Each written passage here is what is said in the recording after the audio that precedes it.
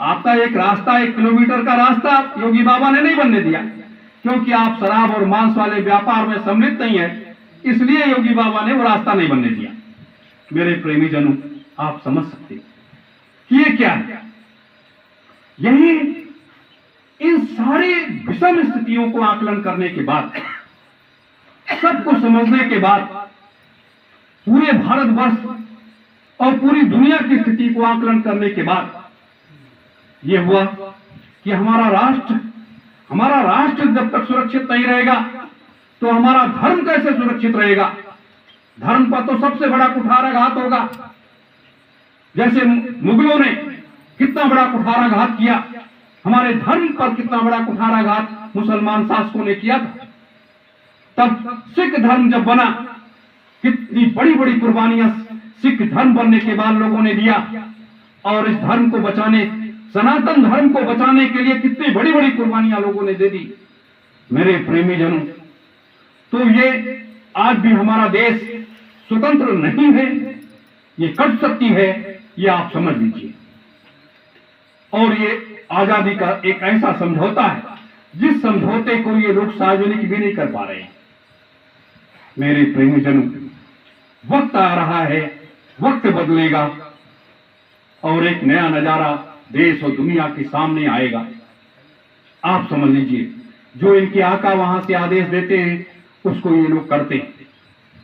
तो अब इसलिए भारतीय सुभाष सेना, जो परम पूज्य महान संत सम्राट जी ने इस संगठन का निर्माण किया था, आज उसकी आवश्यकता इसलिए पड़ी कि आज हमें इस भारतवर्ष को बचाने का एक ही सत्मार्ग है, एक रास्ता है, जो हम इस लोकतंत्र शाही में घुस करके और अपने चौथे महायज्ञ की तैयारी को पूर्ण कर सकते हैं।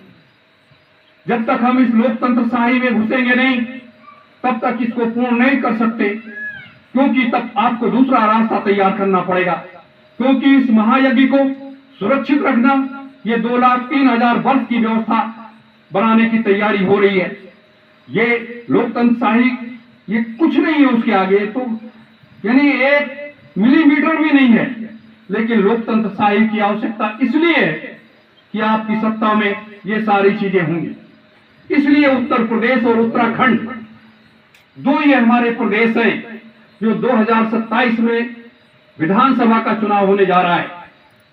उस चुनाव में आप सबको बढ़ चढ़ करके भाग लेना है, चुनाव को जीतना है, आपको अपनी सरकार बनानी है, और आपकी सरकार बनते ही उत्तर प्रदेश और उत्तराखंड भारतवर्ष की दिशा को तय कर देगा और भारतवर्ष में एक नया राजनीतिक हलचल पैदा कर देगा। एक ऐसी वैचारिक क्रांति पूरे देश में खड़ी हो जाएगी कि हिंदुस्तान के राजनेताओं को भागने का रास्ता नहीं मिलेगा। वो समय आ रहा है। योगीराज भैया की जय। मेरे प्रेमी जनों, मैं इसलिए आज आपको ये बता रहा हूं कि आगे का जो क्रम, अपने लोगों का कार्यक्रम राष्ट्रवाद और अध्यात्मवाद पर पूरे देश में चलेगा, और राष्ट्रवाद और अध्यात्मवाद की दिशा से हम पूरे हिंदुस्तान को झकझोर करके रख देंगे, पूरे हिंदुस्तान को और पूरी दुनिया को उस मार्ग पर झुका देंगे कि ये मार्ग क्या है। अभी तक लोगों ने उस मार्ग को देखा नहीं, उस मार्ग पर चले नहीं। लोग कहते हैं कि कुछ नहीं हो सकता, ऐसी बात नहीं है, सब कुछ हो सकता है। सिर्फ आपका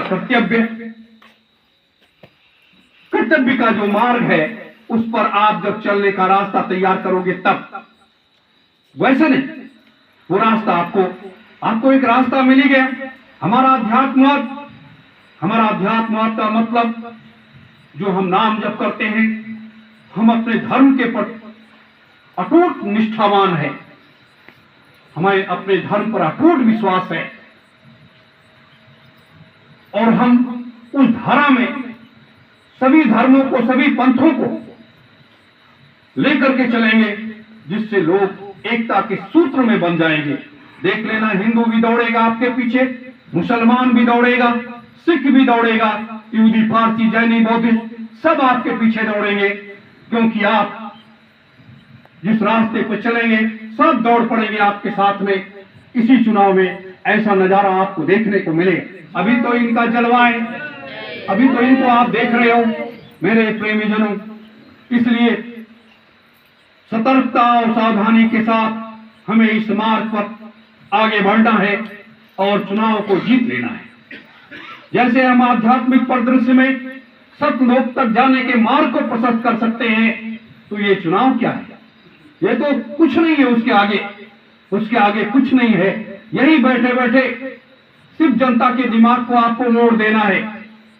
रात में जितने भी मत देने वाले लोग हैं, सबका दिमाग फिरा कि वो आप उस तरफ उधर पहुंच गए।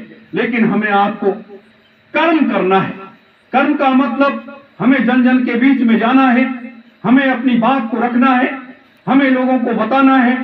ये नहीं कि हम सहारे बैठेंगे कि सब काम जय गुरुदेव करेंगे, नहीं, सब काम हम आप करेंगे, सारा काम हम आप करेंगे। उनका आशीर्वाद, उनकी दया, उनकी मौज हमारे आपके सर पर, और सारा काम हमें आपको करना पड़ेगा। झाड़ू भी लगाना पड़ेगा, मंच भी बनाना पड़ेगा, भाषण भी देना पड़ेगा, लोगों के पास जाना पड़ेगा, सेवा सहयोग इकट्ठा करना पड़ेगा, यानी सारा काम आपको करना पड़ेगा।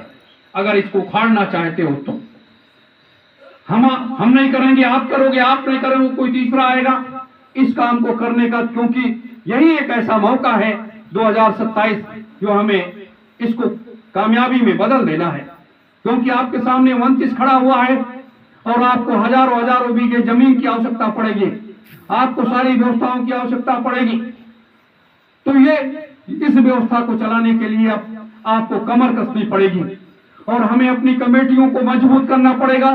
चाहे वो प्रदेश की कमेटी हो, चाहे वो जिले की कमेटी हो, ब्लॉक तहसील हो, गांव की कमेटियां हो, सबको मजबूत करना पड़ेगा। और एक सतयुग तीर्थ आश्रम की एक कमेटी बनानी पड़ेगी जो सभी जिलों में हमें तैयार करना पड़ेगा कि हमारा अध्यात्म, हमारा राष्ट्रवाद हमारा भारतीय सुभाष सेना संचालित करेगा, अध्यात्मवाद हमारा सतयुग तीर्थ आश्रम संचालित करेगा। मेरे प्रेमीजनों, अब वो खोने का वक्त नहीं है। इसीलिए अपने मुद्दे निर्धारित हो गए हैं, सारी व्यवस्थाएं हो गई हैं और अब ये नवरात्र आ रहा है और उसके बाद ये पर्चे पोस्टर सब बंटने लगने शुरू हो जाएंगे। ये देखो कि कैसे काम होता है, कैसे काम होता है। अभी तक तो हम लोगों ने 5 साल में यहाँ जो भी जैसे भी बिताया, जो भी किया, वो हम लोग इस स्थान को जगाते रहे और इसी में आते जाते रहे, चलते रहे। जैसे जब हम आप निकलेंगे, लाखों का नजारा आपके पीछे चल पड़ेगा। अभी आपने देखा क्या है मेरे प्रेमीजनों? ये इसलिए जब राष्ट्रवाद और अध्यात्मवाद आप दोनों को साथ लेकर के चलेंगे, जैसे ये दाहिना बायां अंग है हमारा, ये दोनों पैर हैं, उसी तरीके से आपको इसे लेकर के चलना। ये 5 नाम